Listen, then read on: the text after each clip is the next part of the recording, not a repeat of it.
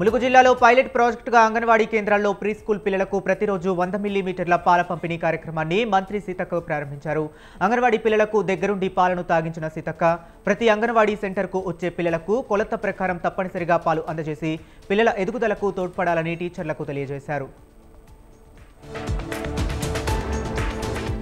తెలంగాణలో ప్రతి రైతు కష్టాలను తెలుసుకోవడానికి కేటీఆర్ ఆదిలాబాద్ బైంసాలలో పర్యటించనున్నారు. వరుసగా సిఐఐ కొనుగోళ్లు బంద్ చేయడం, తేమ శాతంతో రైతులు తీవ్రంగా నష్టపోతున్నారని ముదోల్ నియోజకవర్గ సమన్వయ కమిటీ సభ్యులు పడకంటి రమాదేవి, విలాస్ గార్దేవర్లు తెలిపారు. కేటీఆర్ బైంసా మార్కెట్ను సమీక్షించనున్నారని చెప్పారు. ఏలూరు నగరంలోని జన్మభూమి పార్క్ వద్ద ఏర్పాటు చేసిన మాల సంఘం నూతన భవనాన్ని ఏలూరు ఎంపీ పుట్ట మహేష్ కుమార్ యాదవ్, ఎమ్మెల్యే బడేటి చంటి ప్రారంభించారు. ఈ సందర్భంగా వారు మాట్లాడుతూ మాల సంఘం భవన నిర్మాణానికి కృషి చేస్తానని హామీ ఇచ్చారు. భద్రాద్రి కొత్తగూడెం జిల్లా పాల్వంచ పరిధిలో మహాత్మా గాంధీ జ్యోతి బాపులే గురుకుల పాఠశాలలో ఇద్దరు 7వ తరగతి విద్యార్థినుల మిస్సింగ్ కలకలం రేపింది. నిన్నటి నుంచి తమ పిల్లలు కనిపించడం లేదని పాఠశాల సిబ్బంది పోలీసులకు ఫిర్యాదు చేసినా పట్టించుకోవడం లేదని కుటుంబ సభ్యులు ఆందోళన వ్యక్తం చేశారు. పాఠశాల వాచ్మ్యాన్ లేని సీసీ కెమెరాల వంటి కనీస భద్రత కూడా లేకపోవడంపై విద్యార్థి సంఘాల నాయకులు మండిపడ్డారు.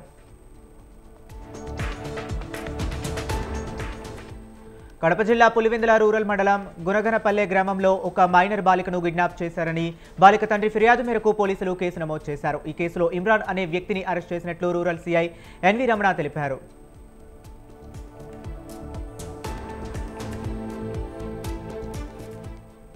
వేములవాడ రాజన్న ఆలయంలో ముఖ్య బుకింగ్ కౌంటర్ పాక్షికంగా ధ్వంసమైంది. శ్రీ రాజరాజేశ్వరి స్వామి వారి నిత్య కళ్యాణం టికెట్ల కోసం పెద్ద సంఖ్యలో భక్తులు ఎగబడ్డారు.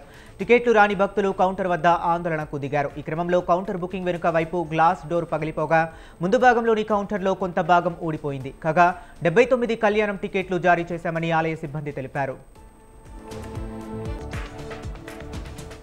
తమ గ్రామానికి రసాయన నీళ్లు వస్తున్నాయని చెప్పినా అధికారులు పట్టించుకోవటం లేదని సంగారెడ్డి జిల్లా దోమగూడు గ్రామస్తులు సంగారెడ్డి కలెక్టరేట్ ముందు ధర్నా నిర్వహించారు. తమ గ్రామానికి కలుషిత నీటి నుంచి విముక్తి కలిగించాలని కోరారు. అధికారులకు అనేకసార్లు ఫిర్యాదు చేసినా ఫలితం లేకుండా పోయిందని ఆవేదన వ్యక్తం చేశారు. ధర్నా వద్దకు వచ్చిన అధికారులపై గ్రామస్తులు రసాయన నీళ్లను చల్లడంతో అధికారులు గ్రామస్తుల మధ్య తీవ్ర వాగ్వాదం చోటు చేసుకుంది. ఏలూరు జిల్లా చింతలపూడి మండలంలో ధాన్యం పండించే రైతులు ఆవేదన వ్యక్తం చేశారు. ఖరీఫ్ సీజన్లో పండించిన ధాన్యాన్ని రైస్ మిల్లర్లు కొనుగోలు చేయకుండా నిరాకరించారని చెప్పారు. ధాన్యం కొనుగోలు కేంద్రంలో లారీలలో ధాన్యం బస్తాలు ఎగుమతి చేసి 48 గంటలు కావస్తున్నా ఇంతవరకు రైస్ మిల్లర్స్ అనుమతించకపోవడంతో రైతులు ఆందోళన చెందుతున్నారు. ఏపీ ఉప ముఖ్యమంత్రి పవన్ కళ్యాణ్ స్ఫూర్తితో అనేక సామాజిక సేవా కార్యక్రమాలు నిర్వహిస్తున్నామని పిఠాపురం నియోజకవర్గ 5-మ్యాన్ కమిటీతో నూతన సభ్యుడిగా నియమితులైన ఓదూరి కిషోర్ అన్నారు. కార్తీక మాసం చివరి సోమవారాన్ని పురస్కరించుకుని చేబ్రోలు శివాలయానికి భారీ ఎత్తున భక్తులు వచ్చి మొక్కులు చెల్లించుకున్నారు.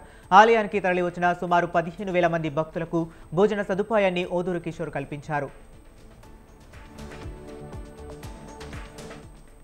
ములుగు జిల్లా ఏజెన్సీ ప్రాంత మండలాలైన వాజేడు, వెంకటాపురం మండలాల్లో కనిష్ట ఉష్ణోగ్రతలు నమోదవుతున్నాయి. తెల్లవారుజామున పలు గ్రామాలలో కనిష్ట స్థాయికి ఉష్ణోగ్రతలు పడిపోయి మళ్లీ సాయంత్రం 5 గంటల నుండి చలి తీవ్రత పెరుగుతుందని స్థానికులు అంటున్నారు.